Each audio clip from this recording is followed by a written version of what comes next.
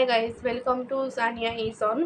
तो आज की स्टोरी बहुत ही खौफनाक और डरावनी है और एकदम अलग है। तो आज की स्टोरी एकदम अलग है। तो आज की स्टोरी में एक फ्लैट था। एक फ्लैट में एक कपल रहता था। उनका एक छोटा बच्चा था, बेबी था। तो उनका ये इशू था कि वो दोनों काम पे जाते थे पर बच्चे को कौन संभाले, ऐसा हो रहा था। तो उसका नाम, उन दोनों कपल का नाम दरअसल था राम राम और अस्मिता। अस्मिता ने सोचा कि मुझे एक कोई तो ऐसी एक लेडी चाहिए जो बच्चा संभालने वाली चाहिए।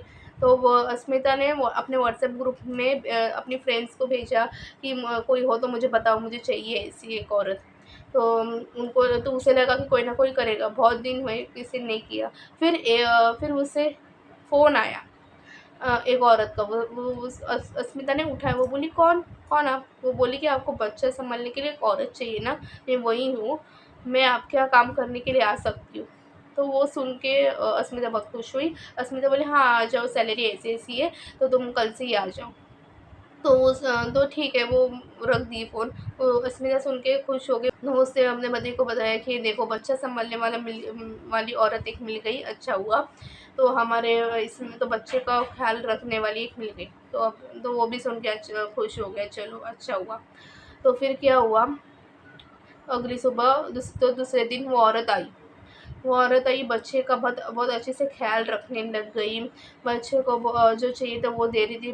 बच्चा उससे ज़्यादा रो भी नहीं रहा था, बहुत शांत था, हँस रहा था, खुश रहा था। बच्चा उसी के साथ बहुत खुश था।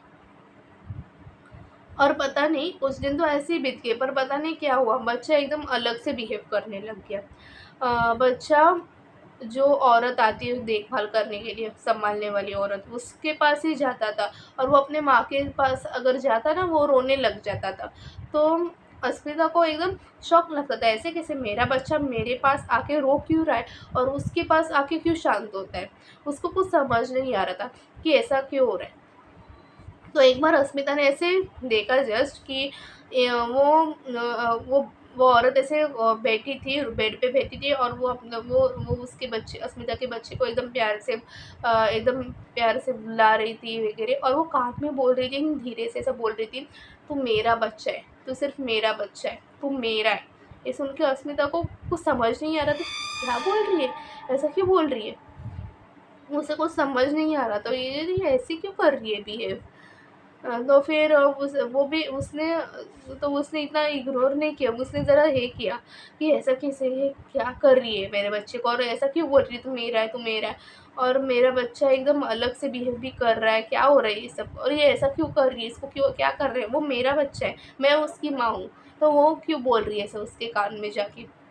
और फिर उसके बाद उसका पति रात में आया और उसने अपने पति को ऐसा बताया कि वो ऐसा-ऐसा बोली, ऐसा-ऐसा हुआ। तो पति भी शॉक हुआ कि ये सब क्या है? वो औरत है कौन? कहाँ से, तुमने कुछ पूछा नहीं उसके बारे में? वो बोली कि नहीं, जब से मुझे पता चला कोई औरत मिली, मुझे अच्छा लगा, तो मैंने इतना जानकारी नहीं ली उससे। तो उसने बोला, अरे बाप रे! तुमने क्या कर दिया? तुमने जानकारी लेनी चाहिए थी उसकी। तो वो सब हुआ, पर अगली सुबह वो औरत आई नहीं। बोले कि अस्मिता सोचने लगी, आज वो औरत क्यों नहीं आई। 2-3 दिन ऐसे ही बीत गए, 7 दिन बीत गए, वो औरत आई ही नहीं। बोले कि ऐसे कैसे औरत आई नहीं, क्या बात है? तो उसने अपने फ्रेंड को फ़ोन किया। तो उसने अपने दो फ्रेंड को बोला, अरे वो औरत आई नहीं जिसने तूने भेजा था। तो वो बोली, दोस्त कौन औरत, कौन सी औरत, कैसी औरत, क्या? बोली, अरे तूने भेजा नहीं, मुझे फ़ोन आया था उस औरत का, उस औरत ने मुझे बोला था कि तेरा नाम लेके ही बोला था कि उसने भेजा है वगैरह ऐसा। वो बोले, नहीं मुझे अभी तक कोई औरत मिली ही नहीं है, तो मैं तुझे कैसे और मैं तुझे फ़ोन करती ना। और कौन है तेरी इसमें, उसका नाम क्या है? तो वो बोली कि उस औरत का नाम अदिति अदिति करके कोई है। तो उसने सोचा, अरे अदिति करके, ऐसे कैसे, मैं तो ढूँढ रही हूँ, मुझे तो अभी तक कोई मिली ही नहीं, और मैं तुझे क्यों, अगर मैं रहता तो मैं तुझे बताती। उन्हें उस औरत से और कुछ छानबीन नहीं की, इन्फॉर्मेशन नहीं ली। उसने कहा, अस्मिता बोली नहीं। तो उसे कुछ, अस्मिता एकदम हे हो गई, शॉक हो गई, मैं क्या करूँ, किससे पूछूँ? वो बिल्डिंग के नीचे गई, वॉचमैन के यहाँ गई। उसने रजिस्ट्रेशन में देखा कि रजिस्ट्रेशन में तो आते हुए सब लोग अपना नाम लिखते हैं। उसने अपना नाम लिखा होगा क्या? उसका नाम ही नहीं था। वॉचमैन बोला, अगर कोई यहाँ रहता, आता जाता, सब लोग अपना नाम देने में, कि कोई ऐसा जाता ही नहीं बिना नाम का। वो अस्मिता को कुछ समझ नहीं आ रहा था। फिर वो वॉचमैन से ऐसे ही उसी बारे में बात कर रही थी और एक बूढ़े अंकल ने सुन ली वो बात। बूढ़े अंकल नज़दीक आए, उसने बोला मैं समझ गया आप किसकी बात कर रहे हैं। अस्मिता बोली कौन? आप जानते हो उस औरत को, कौन है वो? फिर वो बूढ़े अंकल बोले, दरअसल इस आपके आपके पहले इस फ्लैट पे भी एक वही औरत रहती थी। उसका पति, वो प्रेग्नेंट थी। उसका पति नशा करता, दारू करता था, बहुत सताता था।